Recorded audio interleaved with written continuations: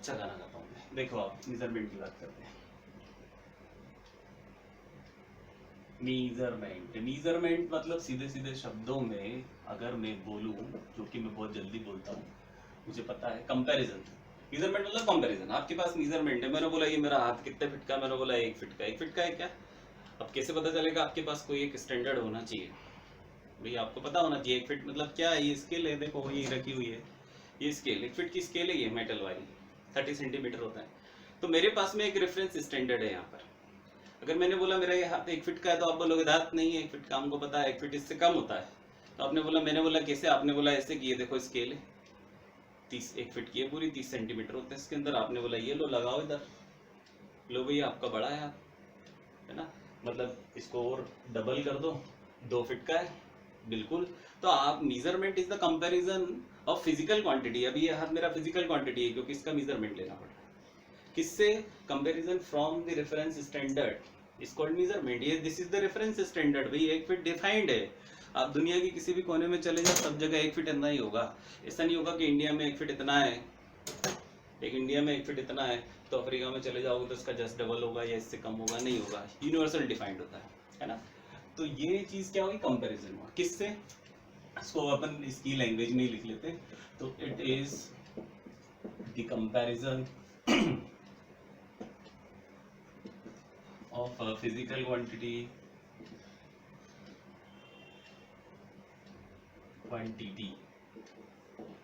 TT ने पकड़ा कभी रेलवे पे? नहीं पड़ा, हाँ नहीं पकड़ा मुझे। It is the comparison of physical quantity by some reference standard, है ना? तो ये क्या है? ये कहलाता मेजरमेंट। एक समझाया मैंने, अपने तरीके से लिख दिया भाई, जिस तरीके से बुकिश लैंग्वेज में वही बोला उसने। कंपैरिजन है of physical quantity from some reference standard, किसी रेफरेंस स्टैंडर्ड से। अब कितने टाइप के होते हैं? तो ये भी टाइप होते हैं, हाँ इसमें भी टाइप होते हैं। पहला, दूसरा बताते हैं। डायरेक्ट मेथड, डायरेक्ट मेथड, और दूसरी क्या है आपके पास में? Indirect method. तो मेजरमेंट की डायरेक्ट मेथड भी होगी, इनडायरेक्ट भी होगी, बिल्कुल सही बात है। लेंथ मेजर करना है, हाँ डायरेक्ट मेथड में आएगा। लेंथ, लंबाई मेजर करना है आपको, ये स्केल से सीधा, ये 1 फीट है ना, 1 फीट आपने खींच दिया भाई। तो ये क्या है? डायरेक्ट मेथड है। मैंने बोल दिया यहाँ से लेके यहाँ तक क्या होगा, तो 1 फीट है ना, 1 फुट हो गया ये पूरा। तो ये डायरेक्ट मेथड हो गई। अब मैंने इसी तरीके से यहाँ पे बोल दिया कि भाई मुझे क्या निकालना है? एरिया निकालना है ना? एरिया निकालना है। किसका निकालना है? एक रेक्टेंगल का निकालना है, एक रेक्टेंगल का निकालना है। तो मुझे क्या डायरेक्ट नहीं बता सकता उसका एरिया क्या? बिल्कुल नहीं बता सकता, है ना? वो इतना बड़ा ज्ञाता नहीं होता है, कोई इतना नॉलेजेबल नहीं होगा कि देख के बता देगा इसका एरिया क्या है। तो उसके लिए क्या पता होना चाहिए? लेंथ का मेजरमेंट पता होना चाहिए, ब्रेड्थ का मेजरमेंट पता होना चाहिए। दोनों को मल्टीप्लाई कर दोगे आप, लेंथ इंटू ब्रेड्थ, तो उसका रिजल्ट निकल के आएगा। क्या बनाएगा? तो एरिया बनाएगा। तो दोनों चीज का कैलकुलेशन पता होना चाहिए। इसका मेजरमेंट लोगे फिर आप इसका मेजरमेंट लोगे, दोनों का क्या करोगे? मल्टीप्लाई करोगे, तो आपको क्या मिलेगा? तो आपको क्या मिलेगा? एरिया मिलेगा। मेथड क्या है? इनडायरेक्ट। इनडायरेक्ट मतलब सीधे तौर पे नहीं बोल सकते कितना वैल्यू इसकी, तो मैं बोल सकता हूँ सर ये 1 फीट। तो ये क्या हो गया मेरे पास में? डायरेक्ट मेथड, डायरेक्ट निकाल लिया आपने। एरिया डायरेक्ट निकाल सकते हो क्या? नहीं। किसकी मदद से निकाल रहे हो? 2 लेंथ को मल्टीप्लाई करके। तो ये कैसी मेथड होगी? इनडायरेक्ट मेथड होगी। तो 2 तरीके के मेजरमेंट आपके पास में, कैसा है? डायरेक्ट मेजरमेंट, दूसरा इनडायरेक्ट मेजरमेंट। अब देखिए आप, आपके पास में आप मेजरमेंट किसका लेते हैं? सर समझ गए, बिल्कुल फिजिकल क्वांटिटी का। किसका मेजरमेंट लेते हैं? फिजिकल क्वांटिटी का। तो फिजिकल क्वांटिटी का जब मेजरमेंट लोगे तो कोई वैल्यू निकल के आएगी भाई, वैल्यू निकल के आती है। मैंने बोला अभी कितना है यार, आपने बोला 2 फीट, क्या बोला? 2 फीट। ये अगर आपने बोला, मतलब आप 2 फीट आपने बोल दिया, मैं लिख देता हूँ, 2 फुट का हाथ है मेरा, 2 फुट या 2 फीट हम लोग इसको ऐसा बोलते हैं लोकली। अगर इसको और भी लिख दे तो मैं ऐसा लिख दूंगा शॉर्टकट में 2FT। तो इसमें जब आप लिख रहे हैं, आप कंपैरिजन कर रहे हैं, आप कैलकुलेशन कर रहे हैं, जब आप मेजरमेंट ले रहे हैं, तो उसका तरीका क्या है कि आपके पास में पहली चीज जो होगी वो न्यूमेरिकल होगी, न्यूमेरिक होगी। क्या होगी? न्यूमेरिक, न्यूमेरिक वैल्यू होगी। उसके बाद में उसकी क्या होगी? यूनिट होगी। ये जो पीछे वाला पार्ट दिखता है आपको, इसको बोलते हैं यूनिट। यूनिट मतलब ये क्या हो गए, स्टैंडर्ड है, स्टैंडर्ड, या बोलूं तो रेफरेंस स्टैंडर्ड है। रेफरेंस स्टैंडर्ड है जिसमें कि किसी न्यूमेरिक वैल्यू को डिफाइन किया जाता है ना, न्यूमेरिक वैल्यू को जो मेजरमेंट से ली गई। तो ये जो अगर मैंने बोला ये न्यूमेरिक है, तो ये न्यूमेरिक क्या बता रहा है, मैग्नीट्यूड बता रहा है। क्या बता रहा है, मैग्नीट्यूड किसका, जो भी आपने मेजरमेंट लिया उसका मैग्नीट्यूड है ना भाई। 4 फीट 2 फीट 2 किलोग्राम 4 किलोग्राम। अब मैंने यहाँ पे लिख दिया, सपोज करो मैंने लिख दिया 2, तो मैंने बोल दिया, सपोज करो कहाँ गया, मैंने बोल दिया ये बाल्टी है ना, एसी, इसमें भरा है क्या, पानी, वाटर। एग्जाम्पल ले रहे हैं किस तरीके से, तो मैंने बोल दिया इसमें कितना है भाई वाटर, मैंने कहा 2। तो आप बोलोगे सर 2 क्या, भाई मैं बोल दूंगा 2 मीटर है क्या, क्या किलोग्राम है कि लीटर है। तो ये चीज आप पीछे जो लग रही है ये बता रही है कि ये किस तरह की क्वांटिटी, इसमें क्या है भाई, लिक्विड है कि सॉलिड है, क्या है ये भी पता चलेगा बिल्कुल। अगर मैंने यहाँ पे लिख दिया लीटर में 2 लीटर, तो इसके अंदर जो मटेरियल है वो लिक्विड है।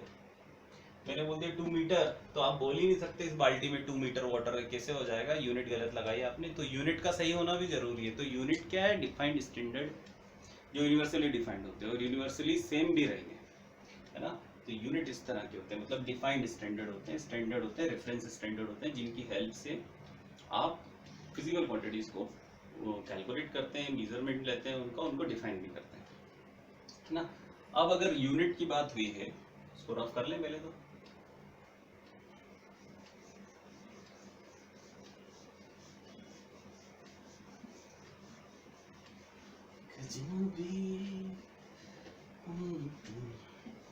देखिए यूनिट की बात है, यूनिट यूनिट ये ना, यूनिट यही बोला था ना मैंने, इकाई, यूनिट, यूनिट मतलब ई का ई। तो यूनिट इस तरीके से बोल सकते हैं आप कि पहले तो रेफरेंस स्टैंडर्ड लिख लें, अगर इसको रेफरेंस स्टैंडर्ड्स टू डिफाइन इसको फिजिकल क्वांटिटीज,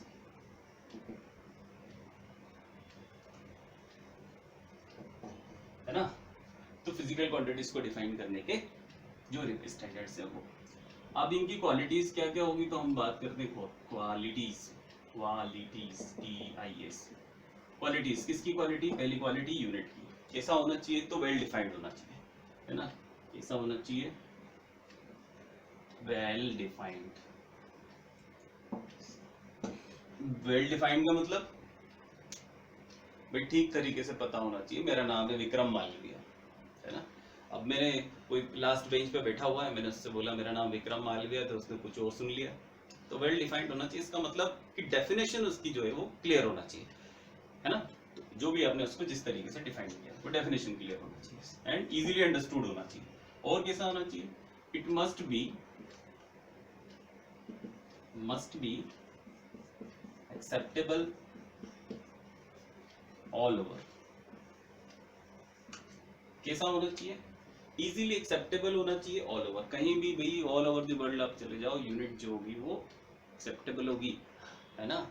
अगर मैंने बोल दिया कि मुझे 2 किलोग्राम ग्रेप्स चाहिए, 2 किलोग्राम अगर कोई चीज़ चाहिए, तो 2 किलोग्राम जितनी इंडिया में मिलेगी उतनी अमेरिका में भी मिलेगी, क्योंकि kilogram is well defined all over the world, है ना, यूनिवर्सली एक्सेप्टेड है। Third, easily convertible, easily convertible होना चाहिए बिल्कुल। अगर किलोग्राम है तो किलोग्राम को ग्राम में इजीली कन्वर्ट होना चाहिए, है ना, मिलीग्राम में इजीली कन्वर्ट होना चाहिए, तो उसके वेल डिफाइंड होना चाहिए तरीके। तो इजीली कन्वर्टेबल होना चाहिए, कैसी होनी चाहिए, इजीली कन्वर्टेबल। तो ये तरीका है मेजरमेंट का और यूनिट का, ठीक है। इसके बाद में हम लोग पढ़ेंगे सिस्टम ऑफ यूनिट, और इसके बाद में एक और चीज पढ़ेंगे एरर्स इन मेजरमेंट। अभी तक हमने देखा मेजरमेंट क्या और यूनिट क्या। इसके बाद में पढ़ेंगे सिस्टम ऑफ यूनिट। भाई यूनिट है तो वो क्या है, set of, collection of, system है। एक सिस्टम जो है वो कलेक्शन है। तो ये जो यूनिट्स हैं, अगर हम यूनिट्स की बात करें तो यूनिट्स में कौन कौन सी यूनिट्स हो सकती हैं, बहुत सारी यूनिट हो सकती है जो कि हम पढ़ेंगे। एक तो आपके पास में FPS यूनिट होगी, है ना, सिस्टम ऑफ यूनिट। दूसरा MKS होगा, तीसरा एक और इसमें होगा SI यूनिट होगी, है ना। और तो ये जो तरीके हैं आपके, ये जो तरीके हैं MKS, FPS, SI, है ना, ये सिस्टम ऑफ यूनिट्स को क्रिएट करते हैं। तो ये हम क्या होते हैं, कैसे इसको, किसको क्या बोला जाता है, ये सब। और दूसरी बात में एरर्स इन मेजरमेंट, ये हम नेक्स्ट लेक्चर में करेंगे। तो आई होप आज समझ में आया होगा जितना मैंने पढ़ाया। और नहीं आया तो आप कमेंट सेक्शन में बिल्कुल क्वेश्चन पूछिए, और नेक्स्ट लेक्चर में वो क्वेश्चंस मिलूंगा जितने ले सकता हूँ, और उनको हम इजीली करेंगे, है ना। तब तक के लिए थैंक यू।